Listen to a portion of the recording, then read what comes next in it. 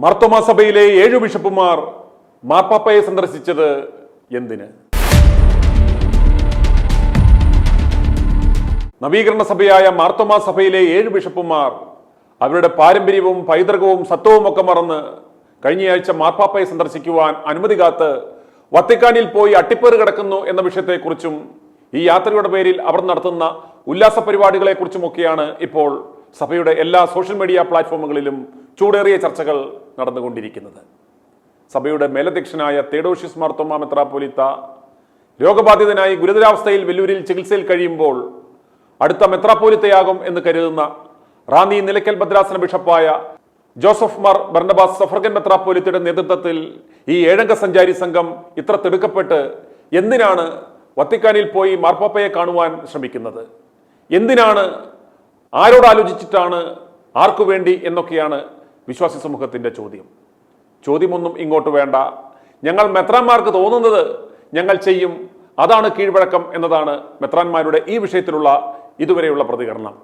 മാർത്തോമാ സഭയുടെ ഉന്നതാധികാര സമിതികളുടെ ഒന്നും അനുവാദമില്ലാതെയാണ് മെത്രാന്മാരുടെ ഈ ഉല്ലാസയാത്ര എന്നാണ് സഭാവൃത്തങ്ങൾ തന്നെ സൂചിപ്പിക്കുന്നത്. സഭയിലെ തന്നെ മുതിർന്ന 7 മെത്രാന്മാർ പൊടുന്നനെ ഒരു ഉൾവിളി ഉണ്ടായി, എന്നാൽ അങ്ങ് പോയി സഭാഐക്യത്തെക്കുറിച്ച് അങ്ങ് ചർച്ച ചെയ്ത് കളയാം എന്ന് വിചാരിച്ച് സഭയുടെ ഒരു സമിതികളുമായും കൂടിയാലോചന നടത്താതെ എല്ലാം ഇട്ടെറിഞ്ഞ് മാർപ്പാപ്പയെ കാണുവാൻ പോയതിന്റെ ലക്ഷ്യം മനസ്സിലാവാതെ അമ്പരപ്പിലാണ് വിശ്വാസ സമൂഹം.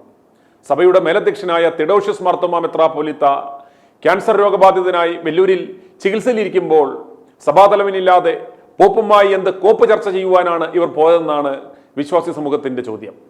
കുർബാന കളിക്കുമ്പോൾ ഉമ്മറം കാണിച്ചു വേണോ അതോ പിന്നാമ്പുറം കാണിച്ചു വേണോ എന്ന വിഷയത്തിൽ കത്തോലിക്ക സഭയിലെ വിഭാഗങ്ങൾ തമ്മിൽ കേരളത്തിൽ തെരുവിൽ കിടന്ന് തമ്മിലടിക്കുമ്പോൾ റഫറിയുടെ വിസിലുമായി സാക്ഷാൽ മാർപ്പാപ്പ തന്നെ ഇറങ്ങിയിട്ടും അടി തുടരുന്ന പശ്ചാത്തലത്തിലാണ് സഭയുടെ ഐക്യം ചർച്ച ചെയ്യുവാൻ നവീകരണ മെത്രാന്മാർ പറന്ന് വത്തിക്കാനിൽ പോയി കുനിഞ്ഞു നിൽക്കുന്നത് എന്ന് നാം ഓർക്കണം. ഇക്കഴിഞ്ഞ വ്യാഴാഴ്ചയാണ് മെത്രാൻ സംഘം വത്തിക്കാനിലേക്ക് പുറപ്പെട്ടത്. അതോടൊപ്പം പല ഉല്ലാസ കേന്ദ്രങ്ങളിലും കിടന്ന് ഉല്ലസിക്കുന്നതിന്റെ ഫോട്ടോകളും വന്നു കഴിഞ്ഞു. സഭയുടെ പരിച്ഛേദമില്ലാതെ, കൃത്യമായ പ്രാതിനിധ്യമില്ലാതെ, സഭയുടെ മെത്രാപ്പോലീത്ത ഇല്ലാതെ എന്ത് വിഷയം ചർച്ച ചെയ്യുവാനാണ് ഇവർ തിടുക്കപ്പെട്ട് ഫ്രാൻസിസ് മാർപ്പാപ്പയെ കാണാൻ പോയത്? എക്യുമിനിസം അഥവാ സഭയുടെ ഐക്യം ആണ് വിഷയമെങ്കിൽ മെത്രാന്മാർ മാത്രം ചർച്ച ചെയ്താൽ സഭാഐക്യം ഉണ്ടാകുമോ എന്നതാണ് നവീകരണ സഭയിലെ വൈദികരും വിശ്വാസികളും ഒന്നായി ചോദിക്കുന്നത്. ഉത്തരവാദിത്തപ്പെട്ട സമിതികളിലൊന്നും ചർച്ച ചെയ്യാതെ അവരറിയാതെ നടത്തുന്ന ഈ ഉല്ലാസയാത്രയുടെ സ്പോൺസർ ആരാണെന്ന വിഷയത്തിലും വിവാദം ഉയർന്നിട്ടുണ്ട്. മെത്രാന്മാരെ വാഴിച്ചിറക്കുവാനും അവർക്ക് ട്രസ്റ്റുകൾ ഉണ്ടാക്കുവാനും ലേലം നടത്തുവാനും അവരുടെ യാത്രയ്ക്ക് സഹായം ചെയ്തു കൊടുക്കുന്ന തീവ്രവാദ സംഘടനകൾ ഉണ്ടെന്നാണ് കണ്ടെത്തൽ. സമീപകാലത്ത് തട്ടിക്കൂട്ടി ഉണ്ടാക്കിയ പല സഭകളും പന്നി പറ്റിക്കൂട്ടുന്നത് പോലെ കാബറുക്കുകളെ പിടിച്ച് മെത്രാന്മാരുടെ നൈറ്റിയും പിടിപ്പിച്ചിറക്കുന്നത് നാം കണ്ടതാണ്. ഉദാഹരണത്തിന് വെടിമരണമടഞ്ഞ KP യോഹന്നാന്റെ സഭ. സുഗമമായ ഹവാല പണമിടപാടുകളാണ് ഇതിലൂടെ ഇവർ ലക്ഷ്യം വെക്കുന്നത്.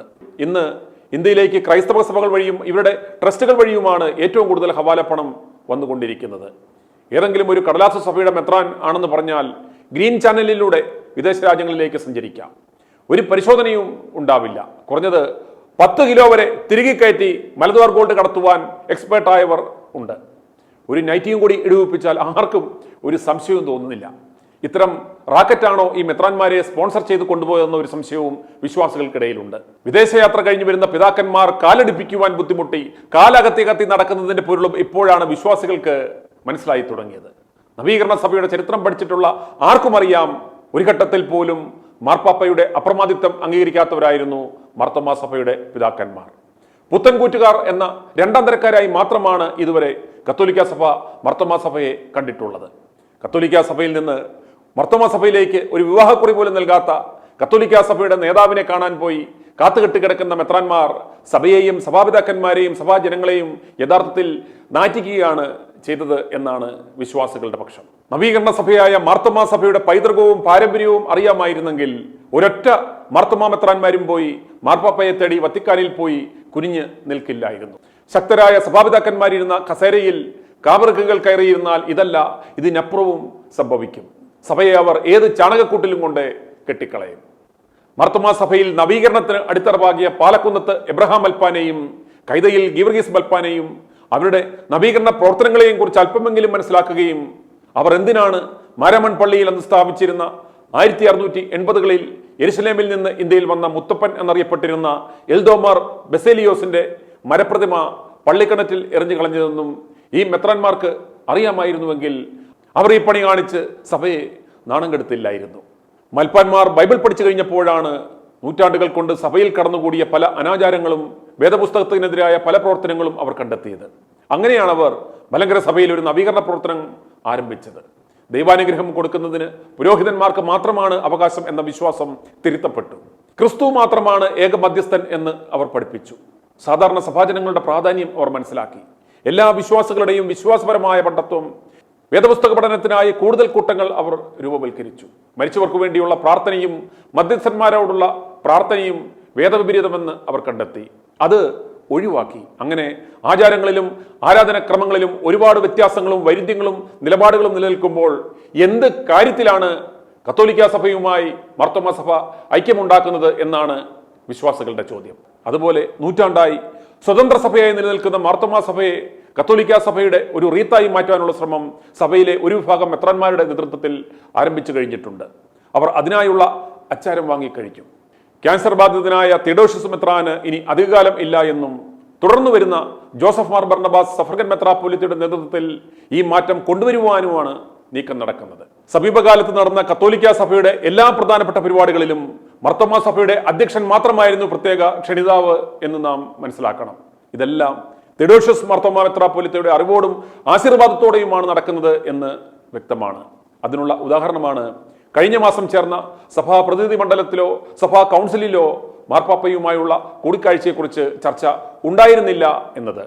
മാർ ബർണബാസ് ഏകപക്ഷീയമായി എടുത്ത തീരുമാനത്തിന്റെ അടിസ്ഥാനത്തിലാണ് ഈ തട്ടിക്കൂട്ട് യാത്ര സംഘടിപ്പിച്ചത് എന്നാണ് സഭയ്ക്കുള്ളിലെ ഒരു കൂട്ടരുടെ ആരോപണം.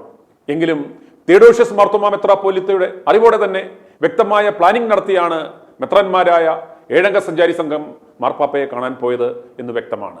ഈ നവീകരണ സഭയുടെ പൈതൃകം മറന്ന്, മൽപ്പാന്മാരുടെ ത്യാഗോജ്വലമായ ജീവിതം മറന്ന്, അവരുടെ തീക്ഷ്ണമായ വിശ്വാസത്തിന്റെ തൂണുകളിൽ പടുത്തുയർത്തിയ നവീകരണ സഭയായ മാർത്തോമാ സഭയെ പോപ്പിന്റെ ദുഃഖത്തിന് കീഴിൽ കൊണ്ട് വീണ്ടും തളയ്ക്കുവാനാണെങ്കിൽ പിന്നെ മാർത്തോമാ സഭയുടെ പ്രസക്തി എന്താണ് എന്നാണ് ഈ കുലംകുത്തികളായ മെത്രാന്മാരോടുള്ള ഞങ്ങളുടെ ചോദ്യം. നിങ്ങൾ മാർത്തോമാ സഭ എന്ന ആ പേരിനി അങ്ങ് മാറ്റിക്കളയുക. കത്തോലിക്ക റീത്ത് അത് മതി. i2i News, an eye for truth. i2i News subscribe ചെയ്തിട്ടില്ലാത്തവർ ഇപ്പോൾ തന്നെ സബ്സ്ക്രൈബ് ചെയ്യുക. നോട്ടിഫിക്കേഷൻ ലഭിക്കുവാൻ ബെൽ ബട്ടണും അമർത്തുക.